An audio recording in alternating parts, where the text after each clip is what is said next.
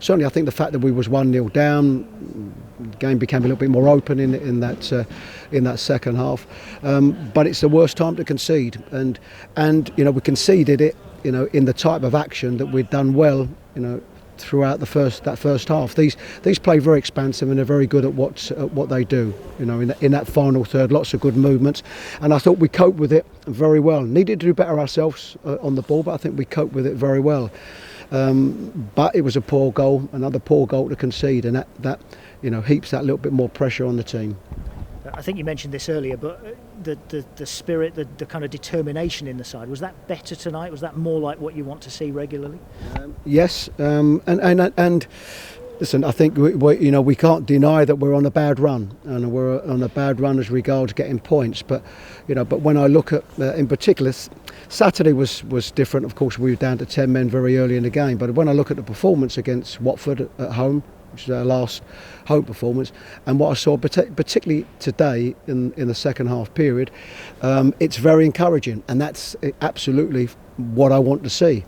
But unfortunately, them periods of really good play, I thought we were good against Watford, and good in that second half again today. Unfortunately, it's still not getting us the points that we need to get.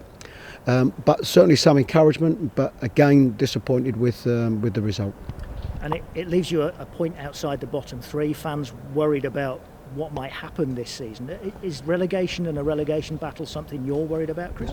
It's not something I'm thinking about because of this stage of the season. But I understand. We are not in a false position. The league doesn't lie.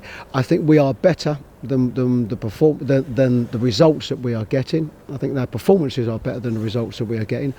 But the league table doesn't lie, and what we need to do is start picking up points, and I can understand supporters or anybody that feels anxious.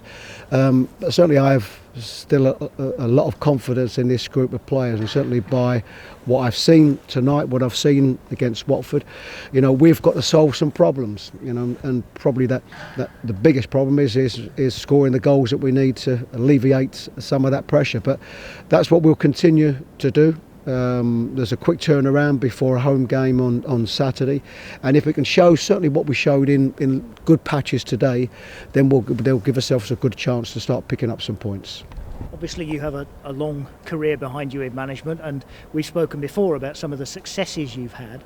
I wonder how this run that you're in now compares, because when you first took over at Brighton, for instance, you had to keep them up, didn't you? And I wonder how you sort of compare what Forest are going through now compared to some other stages of your career. Yeah, well, certainly have I been in this position before, where the team are not getting the results that you want to, and you are get in a position in a league that's a worrying position. Yes, of course, and there aren't too many managers that haven't been in it, and when you are in this position, it's this is where, if anything, you need to work harder. You need to get your message over. You need to start getting more from the players, and you need to get that message over. And probably the most important thing is that, and it is an important thing, is that you mustn't panic, and if you've got belief, which I have. We've got a talented group of players, and anybody watching that second half today and watching a game against Watford, I think, would see that. It's just some problems that we need to solve, and I say mostly that's about getting some goals.